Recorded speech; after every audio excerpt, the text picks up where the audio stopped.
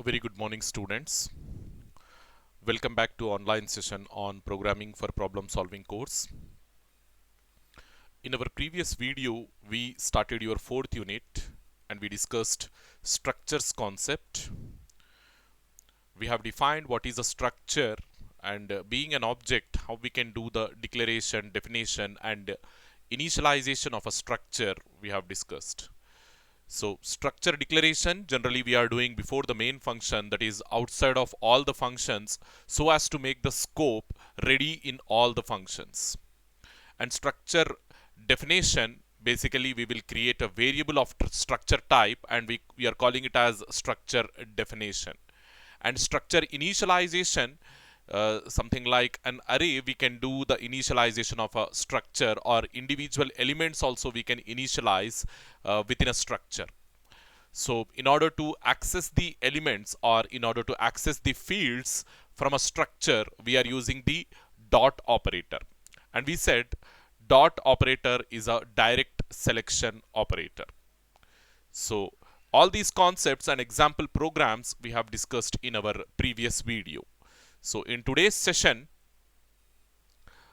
we'll see further what exactly we have inside these structures. Okay, so structure definition, structure initialization, everything we have completed, and structure related to these arrays and other structure types we will go further and we will see in today's session. So structure I have defined, and we have also had in-depth discussion about these structures. So we said structure is a collection of heterogeneous data elements or heterogeneous data members, heterogeneous fields. So the reason why we are saying it as heterogeneous, the meaning of this heterogeneous term is we can put the elements of different types within a structure. So like over here, as you can see, I have created three different variables of structures where every variable is having its own type. Like name is of type string, ID is of type integer, and marks are of type float or double, likewise we discussed. So yeah, tagged structure, type defined structure, to do the declaration of a structure we have discussed. So we said in order to declare a structure, we have two different ways, tagged structure and type defined structures. So the concept of tagged structure, how we do the structure declaration using this tagged structure, that we have discussed. So the concept is very simple. We use the keyword struct followed by the tag. Tag is nothing but the identifier of the structure. Then we use a set of curly brackets, and within the curly brackets, we'll put all the fields. We'll put the field list. Okay. So yes, type defined structure. Yeah, we said they are the most powerful way, or they are the flexible way of creating structures. So and we also said whenever it is possible, we'll go with only type defined structures and will not go with tagged structures. Tagged structure as an example we are discussing and we are leaving here itself, but type defined structures, whenever we need a structure in our programming, we go with type defined structure only. That's the reason we have to put more attention and more concentration on type defined structures. The concept is very simple here also. Simply an extra keyword type def is used along with the struct keyword when we are creating a type defined structures, and the type will come at the end. The identifier for the structure will come at the end. And like tagged structures, here also we are using curly brackets, a set of curly brackets to list all our fields. Okay. So the differences between tagged and type defined structures we discussed. Then variable declaration, that is nothing but variable creation, how we do that also we discussed over here. See, generally that structure declaration we are doing at the global area, and variable declaration we do at the local area. Okay. So for both the things, tagged structures as well as type defined structures, the concept is same. As you can see over here very clearly, the structure declaration, this entire thing is nothing but your structure declaration from here to here. Here also same thing, from here to here it is structure declaration. Structure declaration we are doing in the global area. Global area in the sense out of all the functions before the main function. Okay. And the local declarations we do generally in the local body of a function. Local body, the function may be a main function or any other user defined function. So generally local declarations we do in the local body of a function within the function. Okay. So the examples we have discussed, then initialization, we said we can pass all the values for a structure by using curly brackets, or we can even use the dot operator to initialize the elements individually. So here this is you can call it as a basic initialization where I am passing all the elements, and this is something partial initialization where I am passing only two elements, and rest of the elements they are taking 0 and null. So likewise, this is the initialization within the program. And if you are reading the values from the keyboard, you can use the dot operator. So that is nothing but accessing the structure. So structures can be accessed individually, and we can also access the complete structure as a whole. Two different cases. When you are accessing the structure, two different cases. We can access the individual elements, individual fields of a structure, or the complete structure we can access. The complete accessing the complete structure is nothing but accessing the whole structure. I mean, here whenever we do such an access, we can assign that structure to some other structure. Okay, so here referencing individual fields, so we use the dot operator. As you can see, we are reading individual fields using scanf. So sam1 is my structure variable, and dot this x is my structure field. Okay, x is my structure field. So in between the structure identifier, that is nothing but a variable identifier, and the field identifier, we are keeping the dot operator, direct selection operator, and ampersand as it is. Whenever we are reading, we need to pass the addresses, not the values.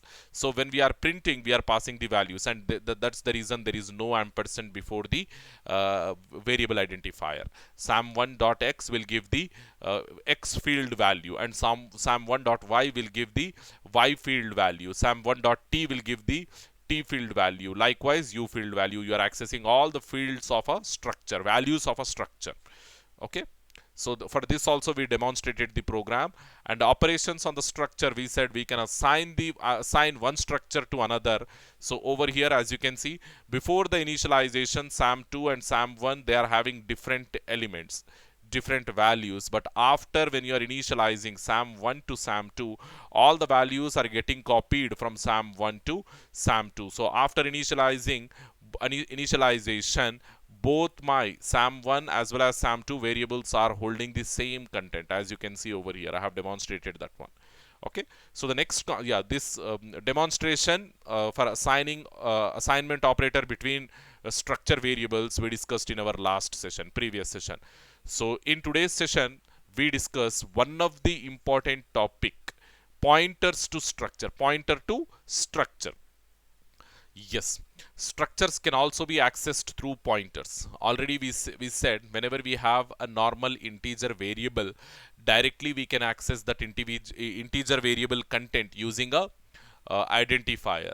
The other way, the second way of accessing the variable content is through pointers. I mean, how we are doing that, that variable address we are storing in a pointer, and through that pointer also we can access the variable, having a second reference, we can say, having a second identifier. Simply by storing the address of a variable into some pointer, we are having the second way of accessing the data. Here also same thing, structure variables, structure fields, you can access directly with the help of structure variable, or you can also declare a pointer to structure, and with the help of that pointer also we can access the structure fields. That concept we will discuss in today's session.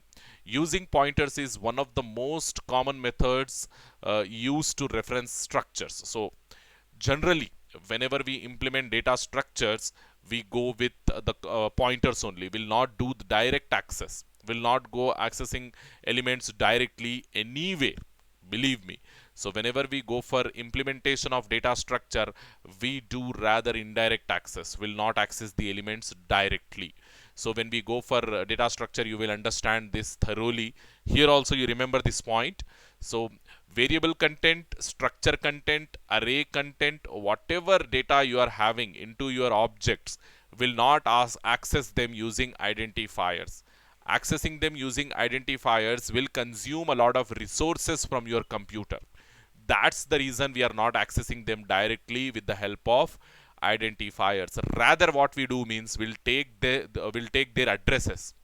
Okay, we'll take the data element addresses, and through addresses we will access the data values. That's an efficient way of accessing the data values.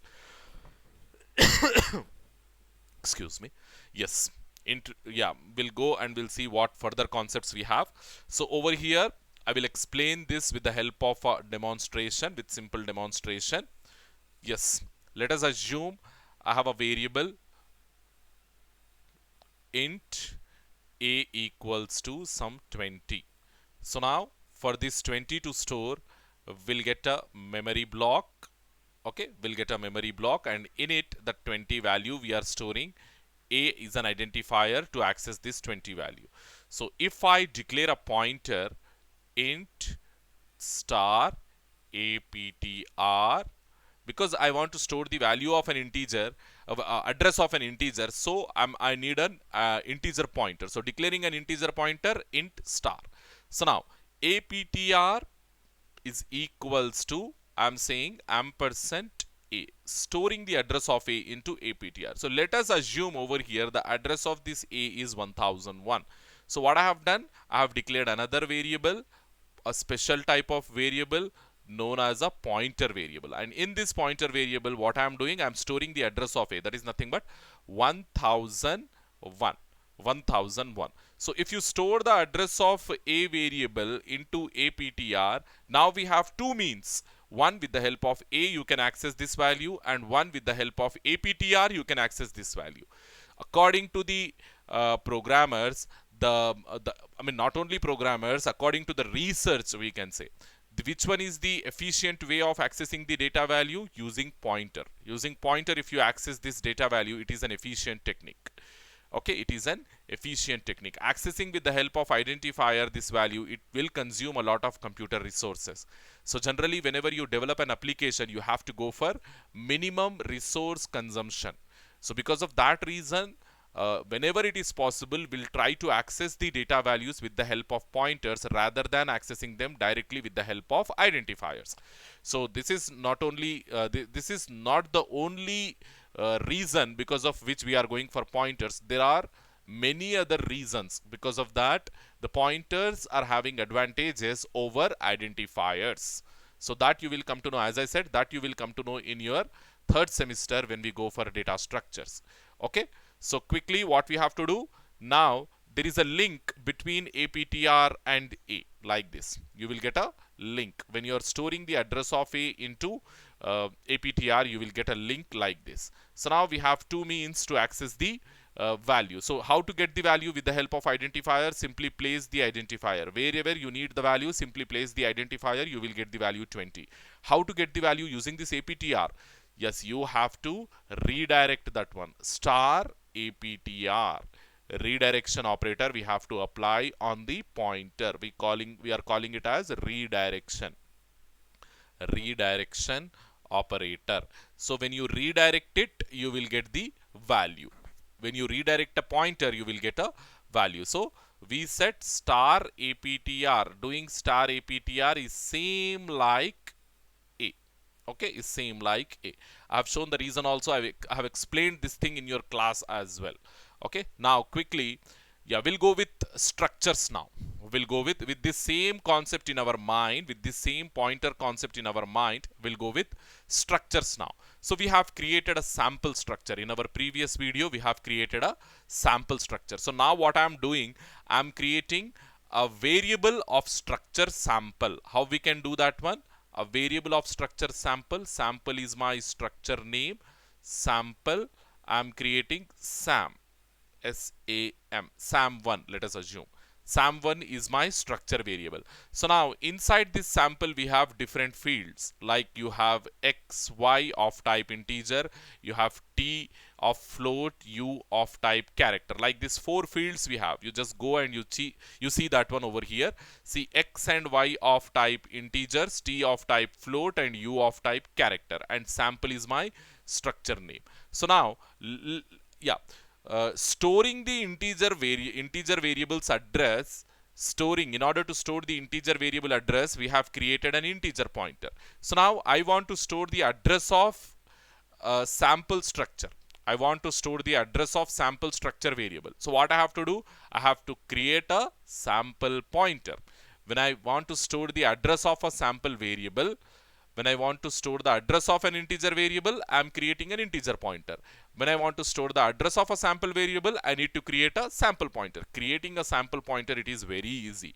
What you have to do, just put a star mark after the identifier sample, after the user defined type. Sample star, this is a SAM PTR. This is okay. There maybe we have used PTR, so I'm using PTR only.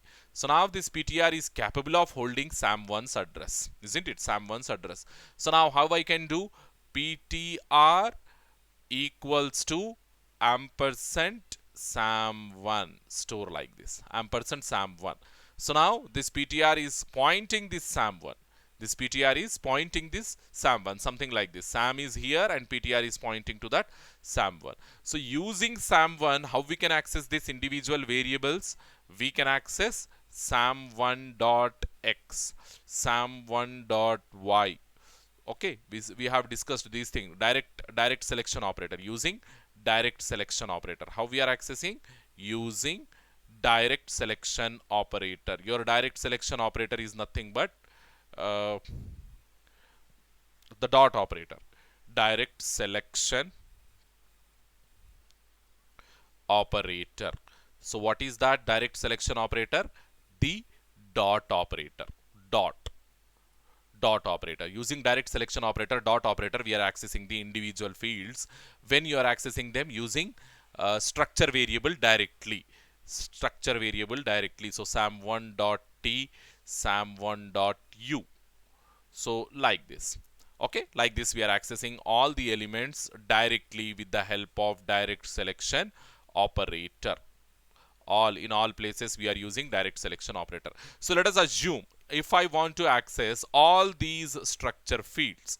What are these? These are my structure fields. X, Y, T, U are my structure fields. Structure fields or fields of structure.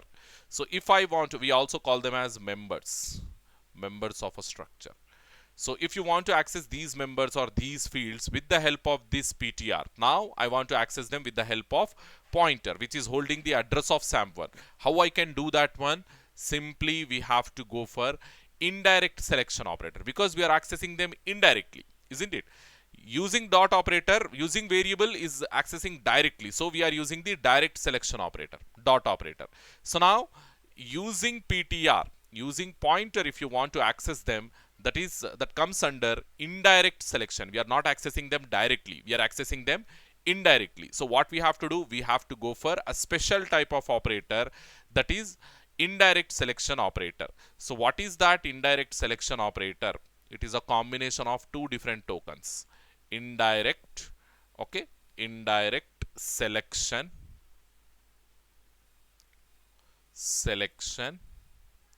operator. Indirect selection operator. It is a combination of two different tokens. One is hyphen and one is greater than. One is hyphen and other one is greater than. So it is looking like what? It is looking like an arrow. Okay. So we use indirect selection operator or arrow operator whenever we are accessing structure elements or structure fields indirectly.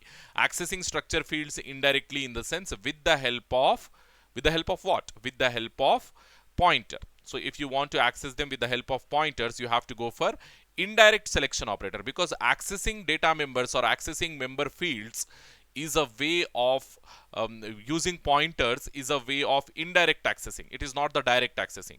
Accessing them with the help of variable directly is direct selection. Accessing them with the help of pointer is accessing them indirectly. So when you are accessing them indirectly, you have to do like this. What is my pointer? PTR is my pointer. So PTR arrow, what is that? X. So then PTR arrow Y. PTR arrow T, then PTR arrow U. Like this, you can access all the elements indirectly, all the fields indirectly from the structure. So go to the slide. Yeah, here also we have given the same thing. See what I have done. We have a structure. this sample structure. We have sample structure, and I have created a variable sam1. I have created a pointer ptr, and inside that ptr I am storing sam1 address. Inside that ptr I am storing sam1 address. So now we can access these fields with two ways. One is using the variable and the other one is using the pointer. So if you are accessing, so this is your structure. This is your structure, sam1 structure. Over here we have, and all these are my fields. X is my field, Y is my field, T is my field, and U is my field. So if you want to access the elements directly, if you want to access the elements directly, so that you can do with the help of sam1. So sam1.x, sam1.y, sam1.t you can do, sam1.u you can do. Accessing the structure fields indirectly, that is with the help of pointer. First what you have to do, you have to indirect this pointer and then apply the dot operator. So that is something like indirecting pointer. How you can do? Star ptr.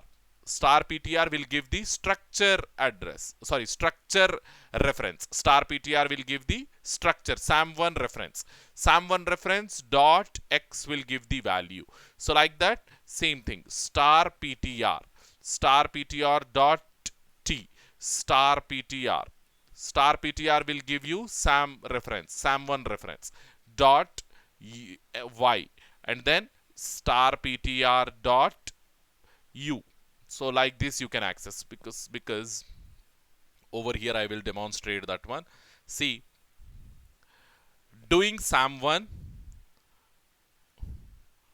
dot x will give you the x value. Doing sam1 dot x will give you the x value. So suppose with the help of pointer, if you want to access, what you have to do, you have to put the pointer over here. So yes, ptr.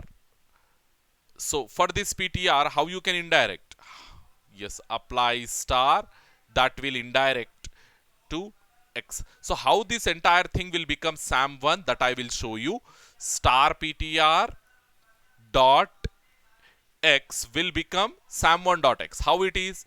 Yeah, what is ptr? Ptr is nothing but sam1's address. Here we kept the sam1 address. You can see ptr is equals to sam1 address. Write that sam1 address over here. Address of sam1, okay, dot x. So this and this will cancel each other. These two are inverse to each other. So this and this will cancel each other. So you will get sam1 dot x. So like this. So writing sam1 dot x or star ptr dot x, both are same. So with the help of pointer, if you want to access, you have to go with star and parenthesis dot x, because this dot operator, sorry, this star operator is having highest, this dot operator is having the highest priority than this star operator. So if you apply this dot operator and star operator without this parenthesis, then what will happen? Dot operator will get the priority, first priority, so that will be applied first. So you will get a different value over there. Our intention is not to apply the dot operator first in this complex expression. What we want to apply first, we want to apply this star operator first.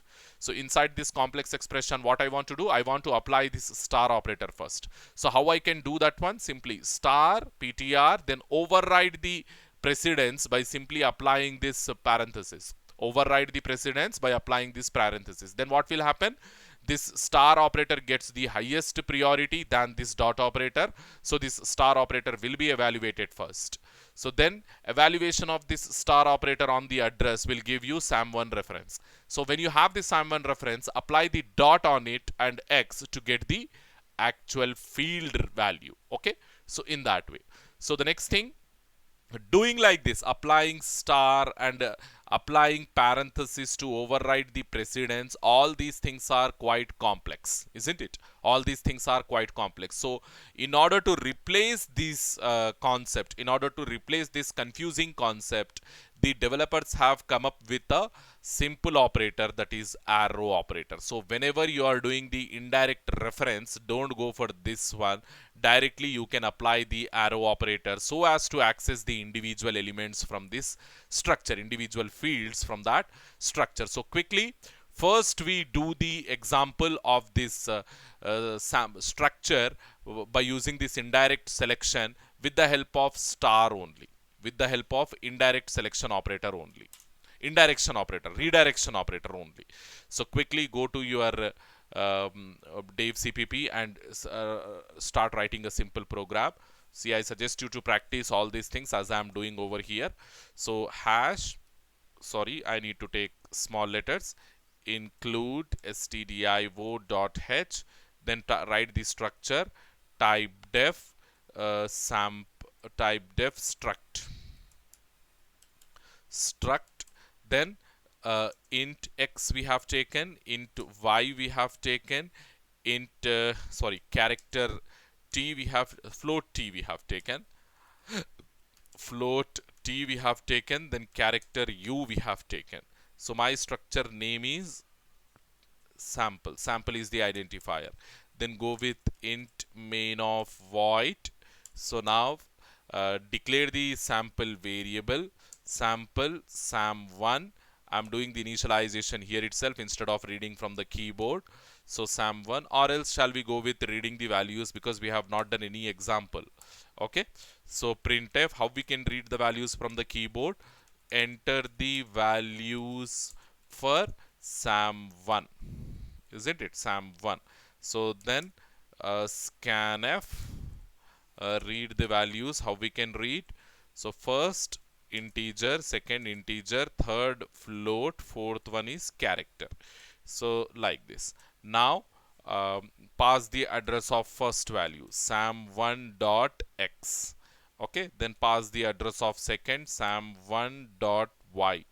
Okay, then pass the address of third variable, sam1 dot uh, t, isn't it? T only, correct, character. Then fourth one, sorry, float, fourth one is character, that is ampersand sam1 dot u. So like this. So put the semicolon at the end. Now what we have to do? Yes, we have the values, so now access them by structure variable as well as by structure pointer. So structure pointer, how we can declare? Sample star. Sample star is my structure pointer now. So I'm saying ptr or sam ptr. This is pointer for sample, isn't it? Sample, sam variable. So sam ptr. Now store the address into that one. Sam ptr is equals to ampersand sam1. Okay, now it is holding the address. So print the values. First you print the values with the help of what? Directly structure variable. Structure variable. If you are using the structure variable, the values inside the fields of a structure, because we are saying fields, the fields of a structure. The fields of a structure, what we have to do? First is percentile d, second is percentile d, third is percentile f, fourth is percentile c. So how we can access them? Sam1 dot what is that? Sam1 dot x, comma, Sam1 dot y, comma, Sam1 dot t float value, then Sam1 dot u character value. So next thing what we have to do, I want to access them using pointer. So printf. So this is here how we are accessing them, using structure variable, using variable. Okay, using variable. So now I want to access them with the help of the fields of a structure. The fields of a structure, how we are accessing? Using not variables, what we call them? Using pointer. Using pointer. Put the colon at the end. Now once again, how many? Percentile d, percentile d, percentile f, percentile c. So comma, first one, yes, we said we have to apply the indirection operator, star ptr dot x, then comma, star ptr dot y. Okay, comma, then indirection ptr, redirection ptr dot t, comma, accessing the character, in redirection ptr dot u. So like this we are accessing all the elements from this structure. So not ptr, we have given sam ptr, isn't it? Over here we have given sam ptr, the name of this structure we have, sorry, pointer, we have given sam ptr. That's the reason I didn't got. Okay, so over here, sorry, go to the end. Here also you replace with SAMPTR. Here also you replace this PTR with SAMPTR.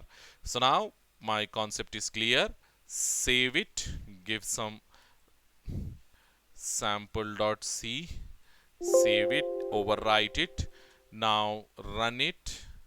Compilation, as you can see, it is successful. Then execute. See, enter values. It is asking me to enter values. First one is integer 45. Second one is also integer 67. Third one is float, so 32.679. Okay. Fourth one is character. So I am entering character. I am giving character input as T. No, don't give T, U. You don't give U also, because all those are variables, isn't it? W. You can give, but there is a confusion. Okay, so that's the reason I'm giving a different character over there, W. So then hit enter. See, as we said, we got all those things, but without proper meaning. I need to put one backslash n over here to get it properly. So backslash n, save it, got saved. Then compilation. So then execution, run it. So now it is asking me same thing, 45, I'm entering 69, I'm entering 34.563, then I'm entering the value as Q. Hit enter. See, the fields of a structure using variable. So this from where we are getting, in the sense, from this first printf. From this first printf we are getting. Okay. From here, we are getting that from here. So fields of a structure using pointer, we are getting the same thing, 45, 69, 34.563 and Q. So both we are getting same, using structure variable as in using structure pointer, both we are getting same. So in this way, this is the direct method of accessing, and this is the indirect method of accessing the structure fields. Direct method of accessing the structure fields with the help of structure variables, and indirect method of accessing structure fields with the help of structure pointer. So remember these two things. These two things are very, very, very important. Okay. So then the next thing is, yes, yeah, there is a confusion. If you forget, see here what I am seeing. If you forget this parenthesis, if you don't put that parenthesis when you are accessing structure fields using a pointer, structure pointer. So what we have to do, we said we need a parenthesis like this. We need a parenthesis. If you don't put that parenthesis, what will happen, in the sense, it will give you an issue. It will give you an error. What is that error, in the sense? Yeah, as we discussed, it will apply this dot operator first, and then it will apply this indirection operator. That we don't need. So which operator needs to be applied first? First it has to apply the star operator, then it has to apply the dot operator. If you see the operator precedence table, dot is having the highest priority and star is having the less priority.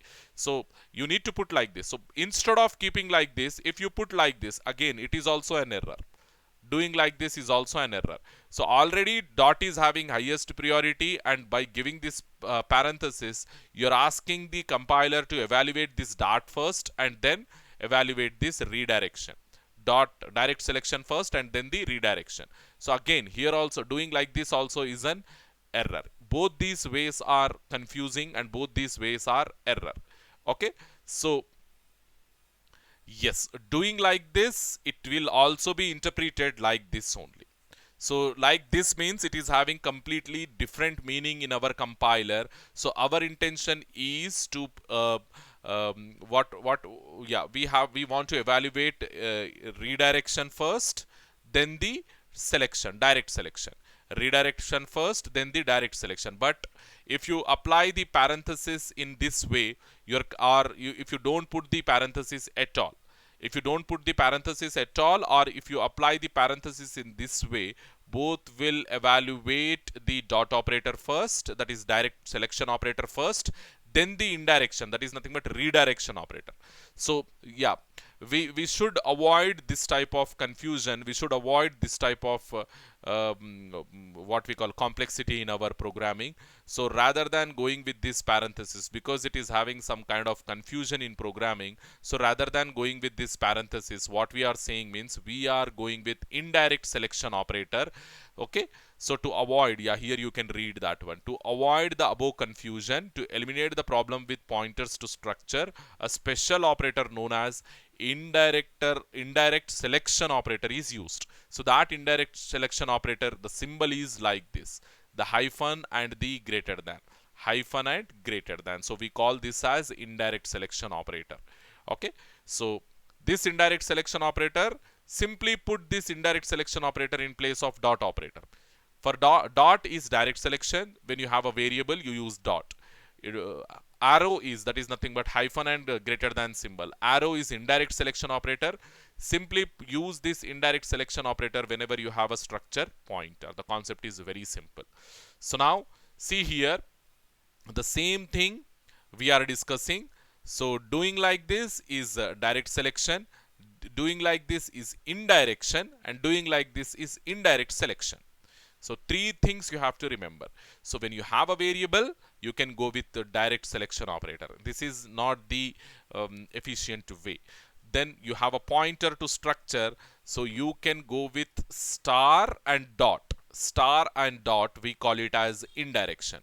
So if you go with star and dot, you must have to apply this parenthesis. If you don't apply this parenthesis, or if you misplace this parenthesis somewhere, you will get issues. You misplace this parenthesis, you will get issues. So to avoid this confusion, we are going for indirect selection operator, that is arrow operator. So quickly, we need to discuss how that indirect selection operator will work. So I am going over here. So instead of keeping this parenthesis and this star redirection operator or indirection operator, what we have to do, simply remove this and remove the parenthesis. Okay, remove the parenthesis and remove this dot also, and place the arrow over here like this. That's it. Place the arrow. Here also same thing. Remove the star, remove the curly brackets, parenthesis, remove the dot, then indirect selection. Here also same thing. Remove this and place the arrow. Okay, for the last element is also same thing. Or shall we go with one more statement? Yes, it's better to go with one more statement. So go to the end and write one more statement, printf. Okay, it's my mistake, something happened over here. Okay, then backslash n. Okay, so here the fields of a structure,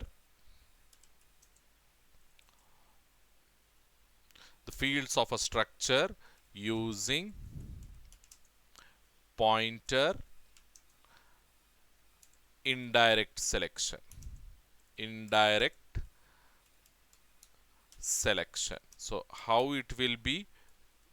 Yes, we need first one percentile D, percentile F, percentile C. So now how we can apply? SAM PTR is my pointer to structure. Then apply the arrow print X, first integer. Then SAM PTR is my pointer, apply indirect selection, then Y, second integer. Then SAM PTR is my pointer, then apply indirection T, float value. SAM PTR is my pointer, then apply indirection, then U, character. At the end, put the semicolon. So now we are printing the same values, but instead of using indirection, we are using indirect selection operator. So applying redirection operator is nothing but indirection. Applying redirection operator is nothing but indirection. Applying dot operator is nothing but direct selection. Applying arrow operator is nothing but indirect selection. Compile.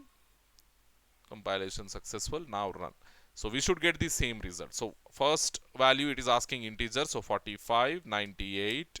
So then it is asking 87.987. So then it is asking me character to input. I'm inputting K. Enter.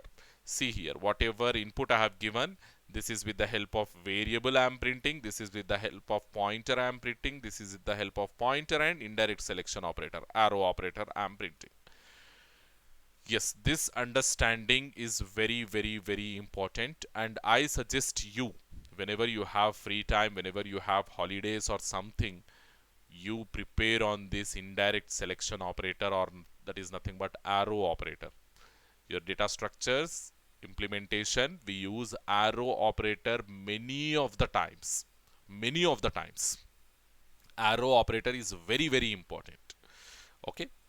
So without arrow operator, there is no single program in your data structure. Just go and see. In my blog, I have the programs for data structures as well. If you have free time, just open them and just check the code, how much length the code is, and what else, that is how complex the programs are. So for in order to understand those programs, you need to understand these simple programs first. Okay, the understanding of these simple programs is very much required in order to understand data structures. Hopefully you do that one. So the next is we need to go to our yes, complex structure. So with that, we are concluding that indirect selection operator. So now we have to go with complex structures. So the last thing in your structures concept is the complex structures. So complex means, yeah, we uh, we are doing, I mean, we are making the structures, whatever simple structure forms we discussed so far, we are making them complex. How means? Just by introducing other concepts into structures. So if any of the complex data form is included within the structure, like if you include a pointer within a structure. So just now we discussed pointer to structure. Pointer to structure is different and pointer within a structure is different. So keeping a pointer as a member, keeping a pointer as a structure field is pointer within a structure. And you can also put arrays within a structure. And you can also put a structure within a structure. We call it as nested structure. So keeping structure within a structure, that is nested structure. Keeping a pointer within a structure, that is also a complex form. And keeping an array inside a structure, that is also a complex form. And the last one, creating an array of structures. So like a normal variable you have, you can create the array of normal variables. And if you have a structure variable, you can also create an array of structure variables. Okay, you can create a array of structure variables, and this array of structure variables, believe me, it is an LAQ. Many of the times they asked this question for long answers. Okay, so definitely we do some practice on previous year university question papers. There you will understand the importance of this one. Okay, so complex structures, very, very, very important concept. Definitely you can expect one LAQ from this concept, complex structures.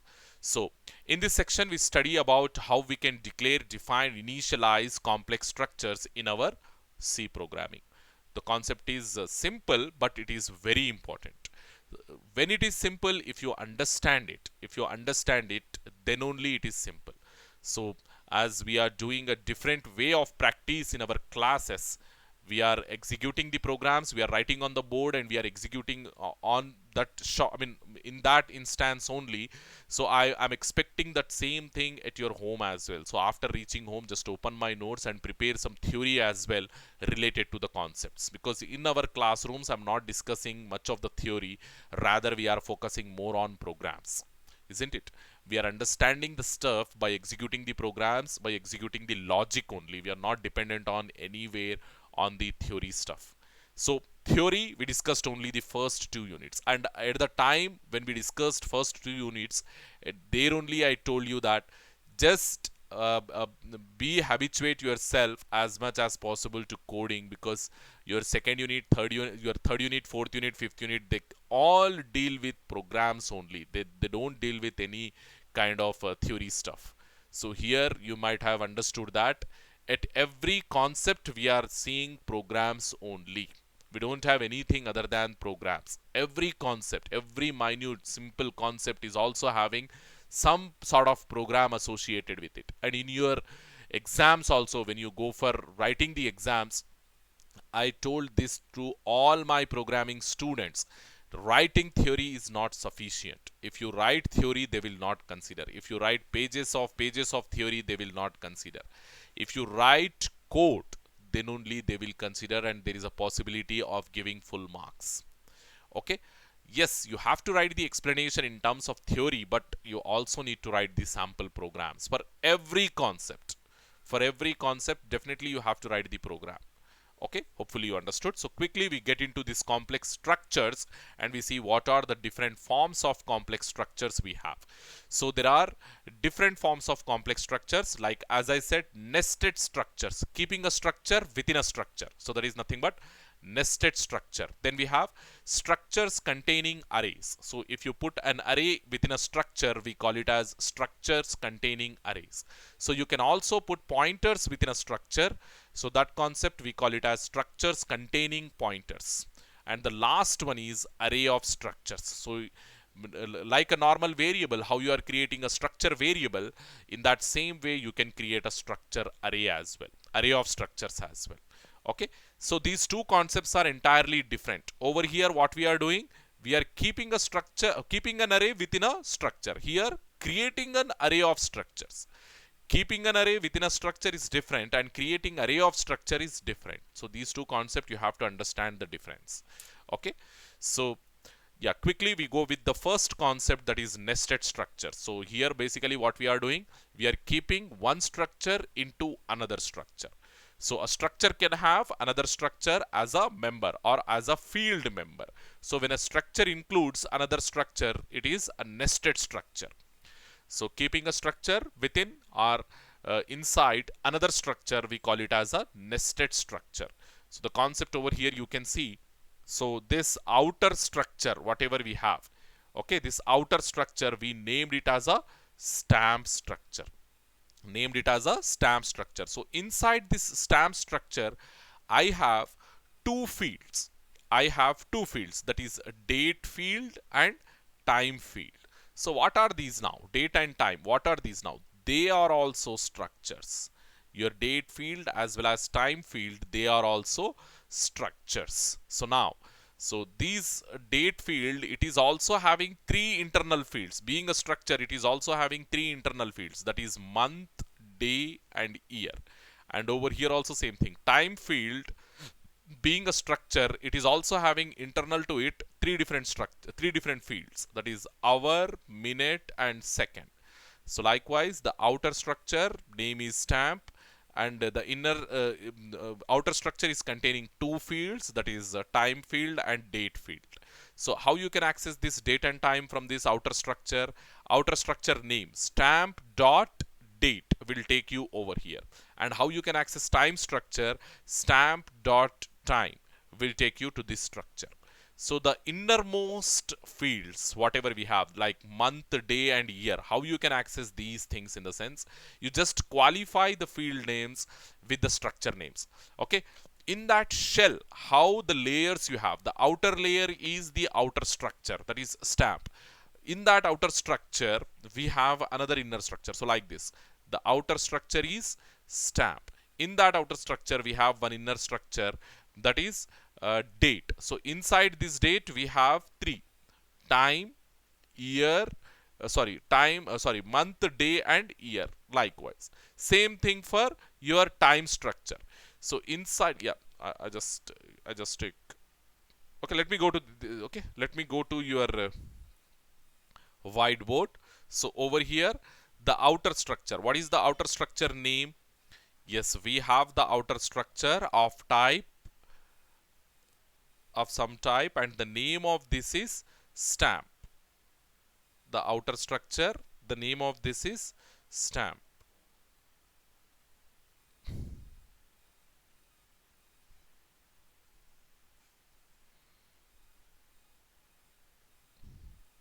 Okay, this is my stamp structure. So inside this stamp structure, I have two structures. The first one is date and the second one is time. Isn't it? Second one is time. So this one, outer structure is date, inner structure, and this one is time. So over here, this date structure, it is having three fields, 1, 2 and 3 fields. We are calling this as what? This is my inside date, month I have, and this is my year, and this one is day. Okay, in that same way, in the time structure I have three fields, 1, 2 and 3 fields. So this is my inside time, seconds. Okay, yeah, this one is, let us say, minutes, and the last one, this one is hour. So how I can reach the time and date from the stamp structure? In the sense, to reach this time, what I have to do, qualify the time with stamp dot time. In order to reach date, stamp dot date. So like this. So how you can qualify the innermost fields? They are month, day and year, minutes, hour, minutes, hour and seconds. In the sense, what we have to do? Yes, you have to write the hierarchy. The outer shell name, then the inner shell, then the innermost field. Hope you understood. What we are doing? First we are going with outer shell. Outer shell is stamp. Then we have inner shell, that is time. Then the innermost fields. So likewise. So first you give the outer shell, that is stamp dot time dot minutes. Same thing. Stamp dot time dot seconds. Stamp dot time dot seconds. Okay. Then stamp dot time dot hour. Like this. Then, yeah, this date structure, how we can access the date structure? Same thing. What we have to do? Stamp dot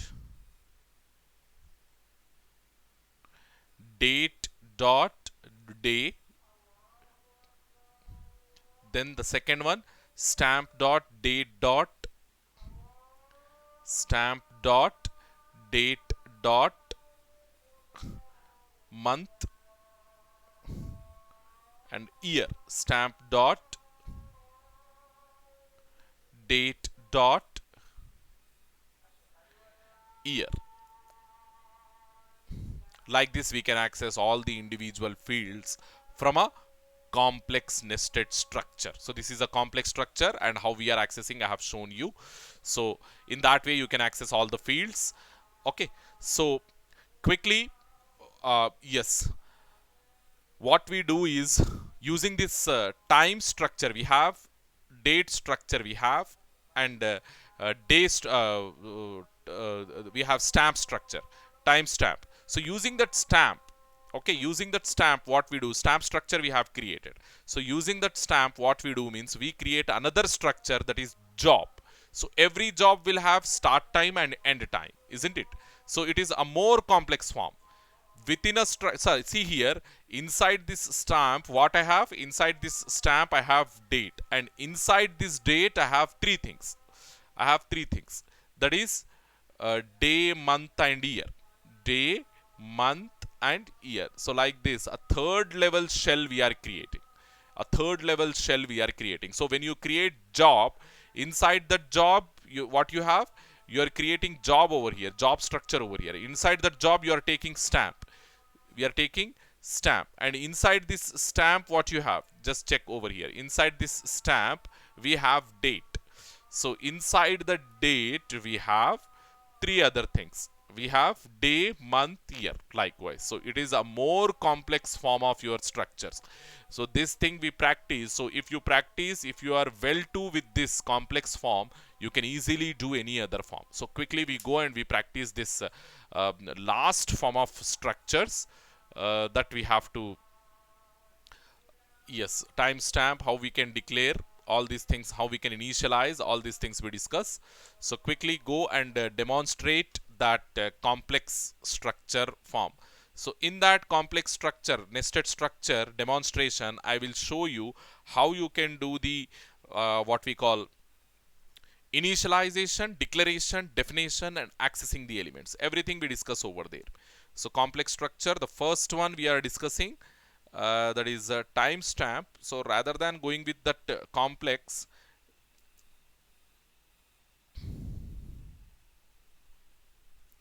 okay.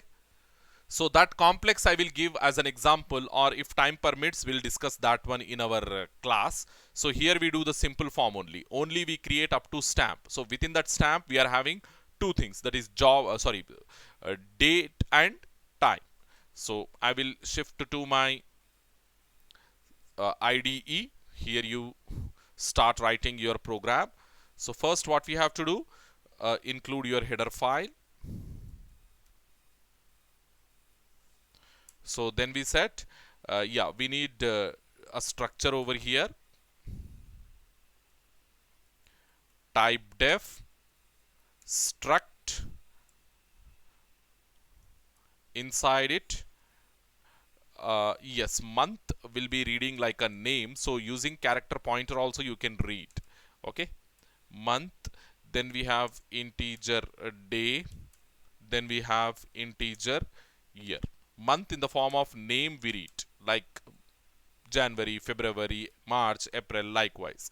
So I'm giving the structure type name as date. So as I said, all capitals we have to take.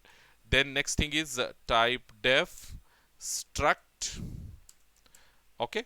So then int hour, int minutes, int seconds. Okay. So here time structure. Then you create another structure and put these two structures inside that. Type def, okay, struct, give the name, yes, stamp, timestamp, okay. And in it what we have to do, create two structures. One is of type date, date, time, time. So now go to your main. Okay, go to your main, int main of void. So here what we have to do, create a variable of type stamp.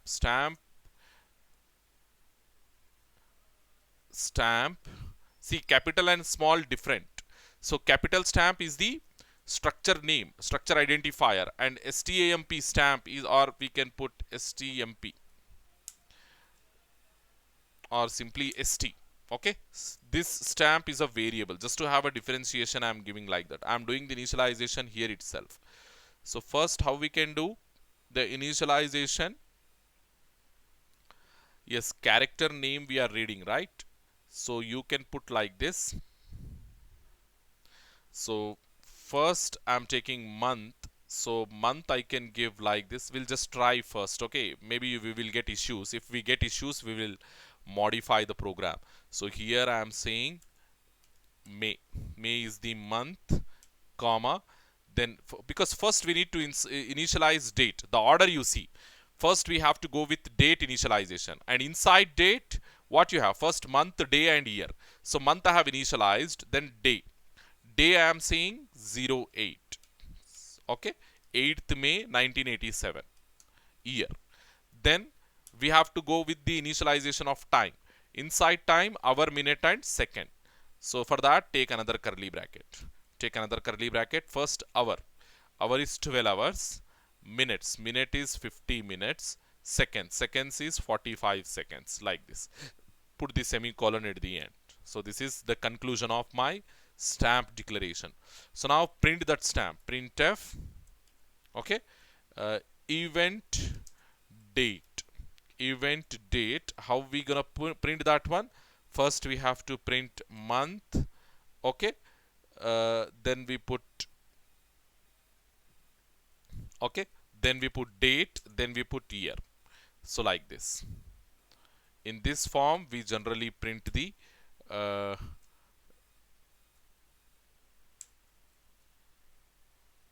comma. what we have to, first thing is string percentile s, second thing is number percentile d, third thing is also number, isn't it? So space you give percentile d space, and this string you have to close here.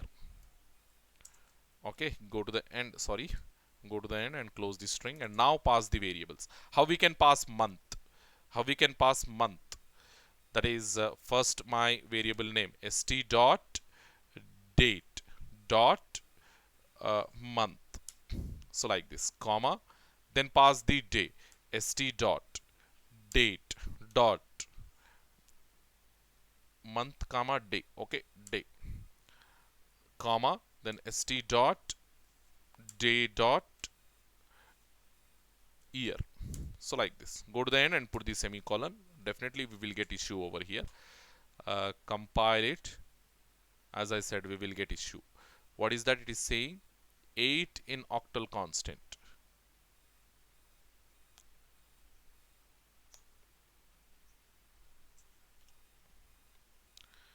Invalid digit 8 in octal constant. It is giving issue over here. So this you remove, 0 you give.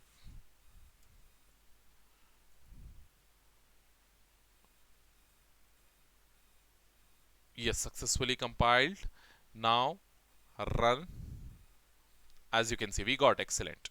So May 8, 1987 or 8th May 1987, like that. If you want to print, simply what we have to do, yeah, here you print the format in the form of day, month, and year.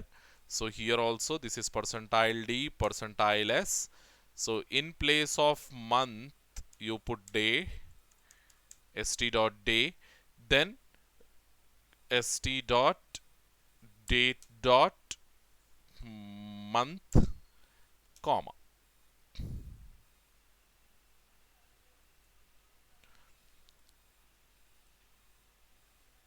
Okay, hopefully no issues. Go and check compilation.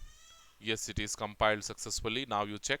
See here, 8th May 1987. Event date. So then event time also we can print. That also we stored, right?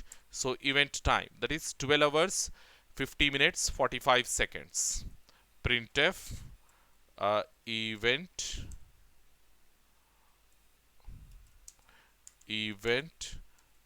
time. So we print first hours, then minutes. First we print hours, then minutes, then seconds.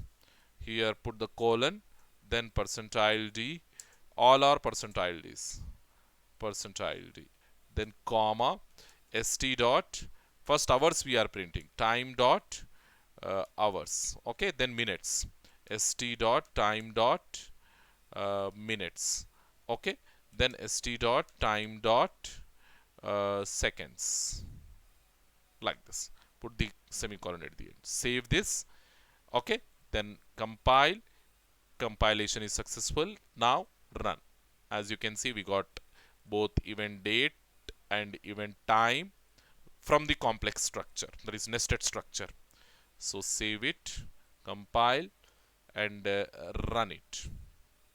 As you can see, we got 8th May 1987 and 12:50:45. In this way, we can nest the structures within another structure. So here, date is my first structure, time is my second structure, and I have nested this date and time inside this stamp structure. Date and time inside this stamp structure, and stamp structure, it is having two uh, fields as structures. So how we can access the individual fields of nested structures? In the sense, simply you have to qualify by using dot operators. So st dot date dot day, st dot date dot time, st dot date dot month, st dot date dot year, like that you can get all the fields from the date structure, which is nested inside stamp structure. Then st dot time dot hour, st dot time dot minute, st dot time dot second, like that you can get the nested structure fields from the stamp structure. Hopefully this explained the concept. So the next thing is nesting of arrays. That is nothing but a structure containing arrays within the structure. Okay, a structure can also contain arrays as fields into it. So far we kept normal variables, isn't it? Normal variables within a structure. It is also possible that you can put an array of variables, array of elements inside a structure. The following figure demonstrates. So over here you can see what I have done. This name, when I am taking this name is my character array. This name is my character array. And this mid marks, midterm marks, whatever I have taken, this is my integer array. And this is final. It is a float type of final marks. So simple as it is. So here character array we have taken, integer array we have taken, and integer normal variable we have taken. Okay, so student structure we are creating, his name we are storing, his midterm marks we are storing, and his final marks we are storing. So how we can create this structure means like this only we can create. So simply we have to give the subscript after the identifier to make it as an array. Inside a structure, to declare an array, simply use the subscript followed by the size. Okay, and how we can access the individual elements from this structure in the sense structure name dot field name of index value. Structure name dot field name of um, index value. So here you can see using this student structure I have created a student variable. Here I have created student is my structure name and student is my variable name. So now inside this student I have all these name, midterm marks and final. So how I can access the name over here means student name of 4 like that. Then how I can access the individual elements from this structure, from this array, in the sense suppose if you want to access this particular thing. So this is student dot midterm of 1. So here if you want to access this 0, 1, 2, 3, 4, this particular box we are accessing. How we can? Student dot name of 4. It is a character basically. Student dot name of 4. Fourth character from student name we are accessing like this. And second midterm marks like this we are accessing. Okay. So quickly we go and we demonstrate this with the help of a program. Okay, with the help of a program. So here you can see how we have initialized that student variable in the sense John is the student name and 3 midterm marks 20, 18, 17 and total final result, final marks are 80. External result we can say 80. So like that. So we go and we see the demonstration in this one. So delete this one. So now what we have to do, a structure containing arrays, structure containing arrays. So hash include stdio dot h. So here declare the structure. So that is type def structure name is student we have to take. So first one is name, that is character name of some 20 characters.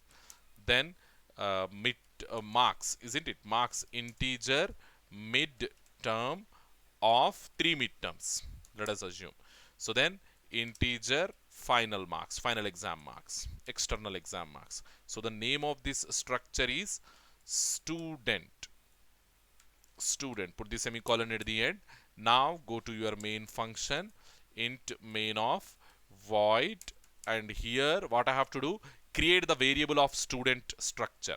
So student type name followed by the std student1. Okay, student1 equals to give the names. First name is I'm giving like John, comma, then his midterm marks, 3 midterm marks, isn't it? Take the nested what nested,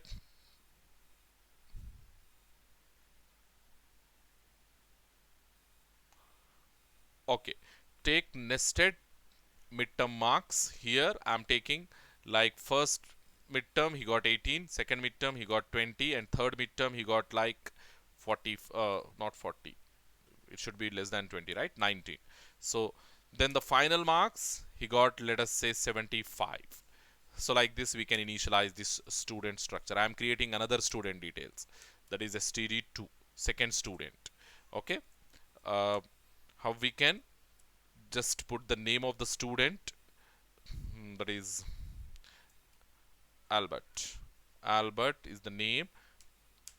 Put the comma, 3 subject marks, 17, 16. Okay, 17, 16, 19. Okay, then his score in external exams like 67. Okay, so now we have two structured declared. So where this John we have taken like a character array, then this midterm marks we have taken like character array. So the thing we need to know how we can access these things individually. So next thing, print, just print these details. Printf student1 detail, student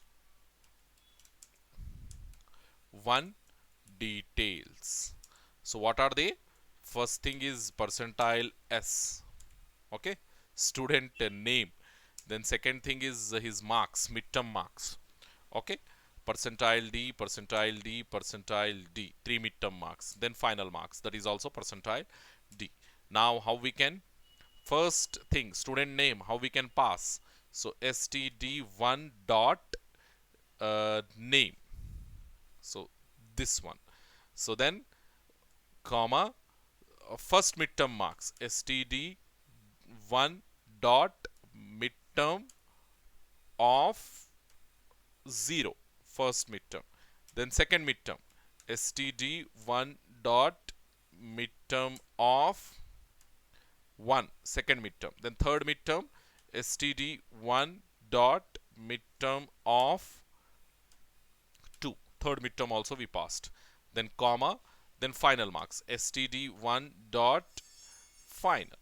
Like this we can pass all the marks. So only one first student details we are printing. So just go and see what output you will get. So compilation, it is successful. Then run the program. See over here, first student details, like John we have given the name, 18, 20, 19 his midterm marks, mid 1, mid 2, mid 3, and then 75 his final score. So likewise you can also print the second student details, that is printf. Put the second student details, that is student 2 details. Student 2 details, percentile S, percentile D, percentile D, percentile D, percentile D. 3 midterms and final marks. So then comma, std1 dot, sorry, 2 this time, 2 dot name, comma, std2 dot midterm of 0, first midterm. Then std, array index always starts at 0 and ends at maximum size minus 1, we discussed. So std2 dot midterm of 1, comma, std2 dot midterm of 2. Okay, so like this you can print all the details, all the marks. Then final marks also he is having, right? So that final marks, how we can print, std2 dot final. At the end put the semicolon, save it. Now execute, compile, compilation is successful. Then go and run the program, you will get the output. So here again I forgot to put the \n, so get the output in the next line, second line. So compile, compilation is successful. Now you run the program. See over here, second student details, like Albert I have given, I have initialized 17, 16, 19 and 67. Okay, like this you can do. Yeah, this question definitely they will ask. Complex structures, 4 different types of complex structures, that is structures containing structures containing arrays, structures containing pointers, and structure containing array of structures. So 2 we have discussed, the first 2 we have discussed, that is this first one, nested structures we discussed, and we also discussed structures containing arrays. We have to discuss this and this, that we will do in our next session. This and this we will do in our next session, that is structures containing pointers and array of structures. Hopefully we will discuss in our next session. Thank you very much, students.